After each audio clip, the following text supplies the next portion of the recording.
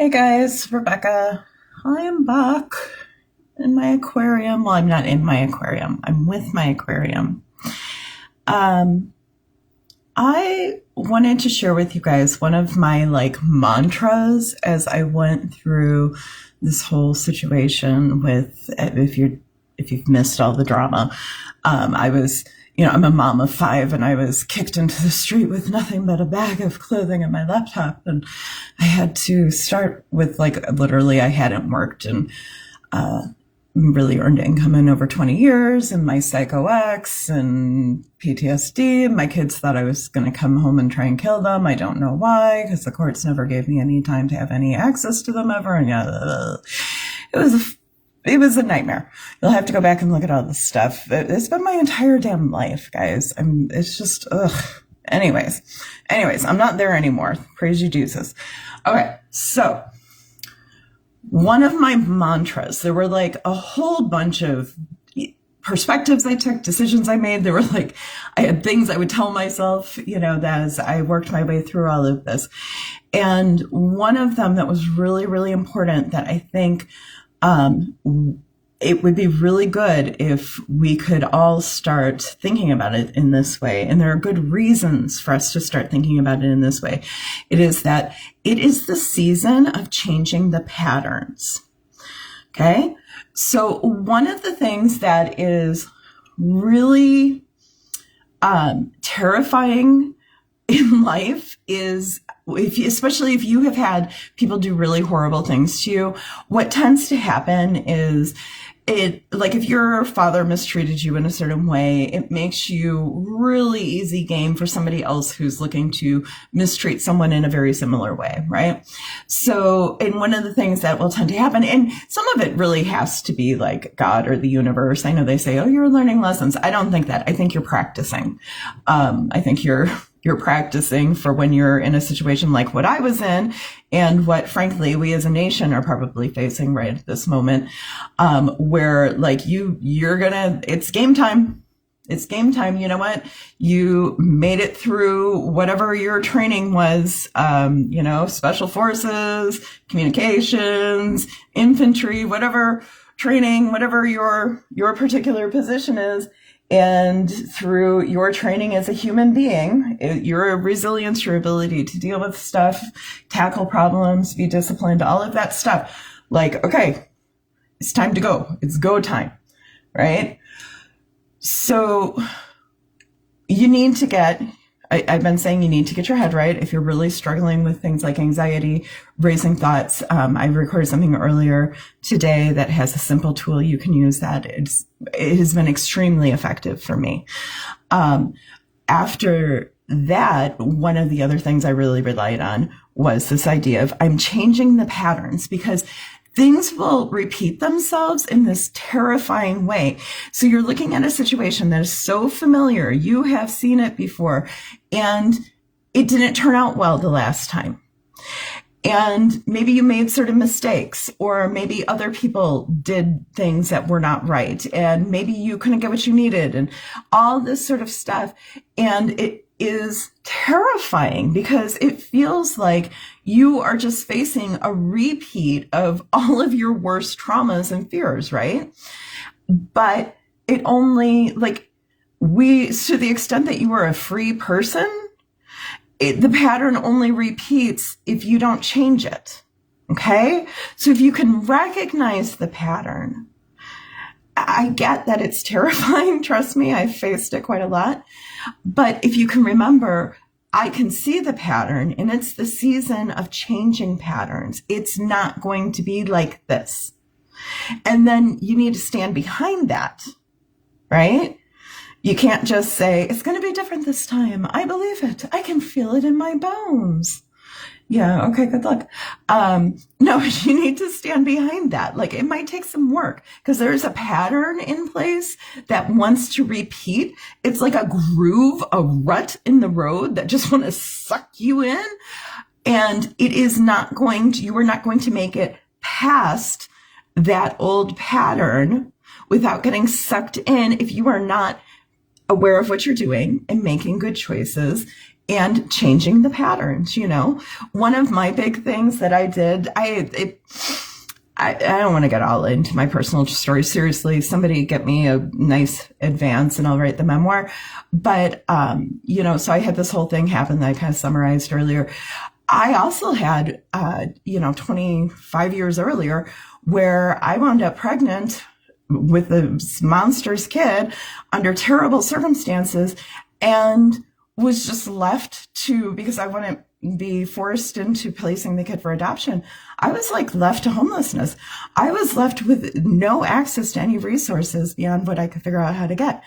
No support, no nothing. And, sometimes that's just how it is, but that was not how it needed to be, I assure you.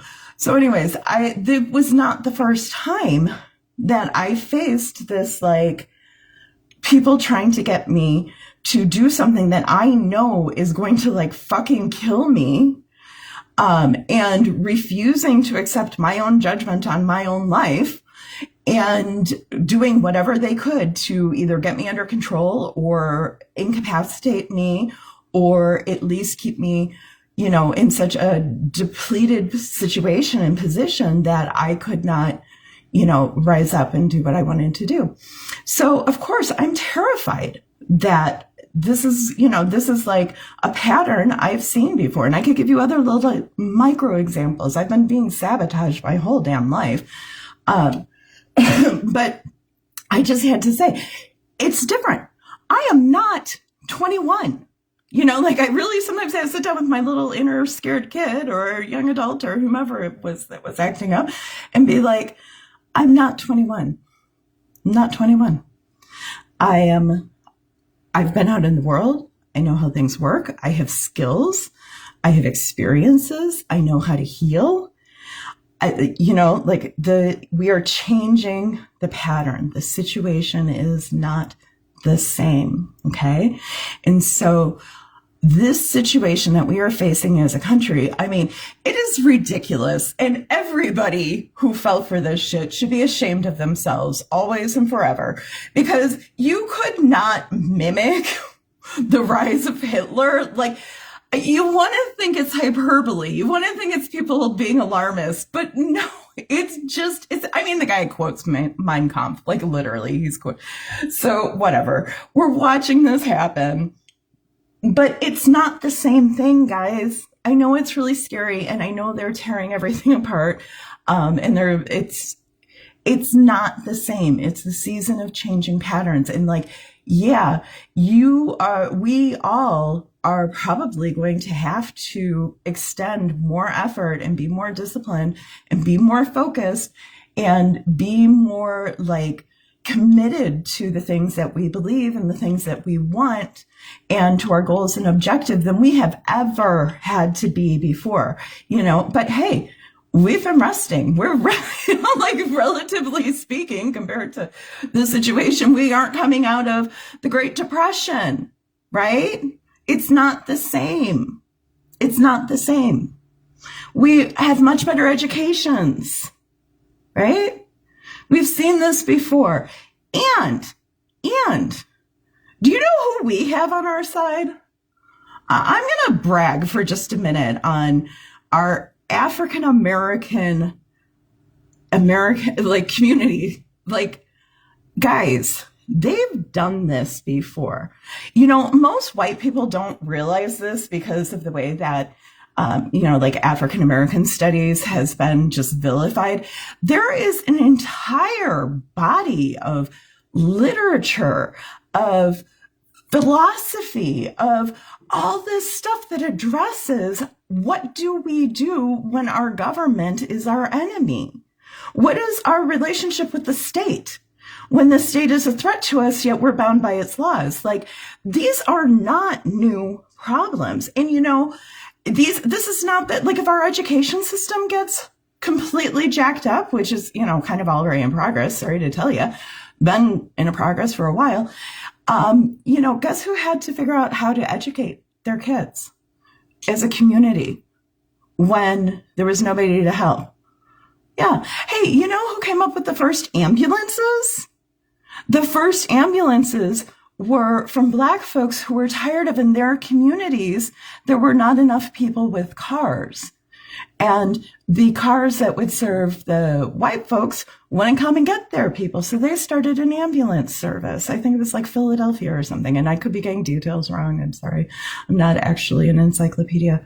But like, we may not have ever faced anything like this, but we are heirs to people who have. Like, we're not the first Americans to show up, but we might be the first Americans to actually turn to the people who have been, who have been having to be smart, who have been having to be strong, who have been having to deal with, just this wild, like this hostility and coordinated government efforts to undermine and oppress them.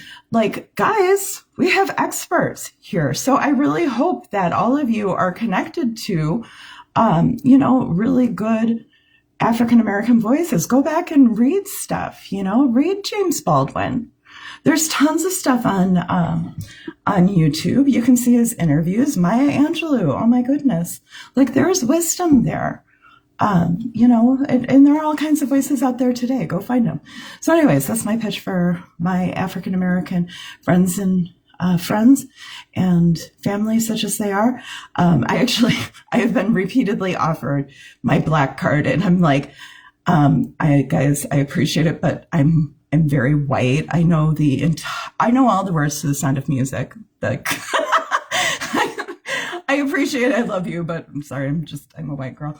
Anyways, no, like, African-American people are phenomenal, and they absolutely should be the people that the rest of us, particularly those of us who haven't been facing these issues consistently and persistently, can look to. 'Cause like, we are in a season of changing patterns. It is not the same. Okay.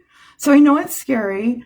And I know it's uncertain. And also, if you have a good amount of resources, I really hope, I would encourage you to think about whether those resources are better saved for some other day that may be destroyed before we get there, or if perhaps they're best used for purposes right here, right now, that could make it so that we actually get there one day, and that your kids don't need to inherit money to be okay.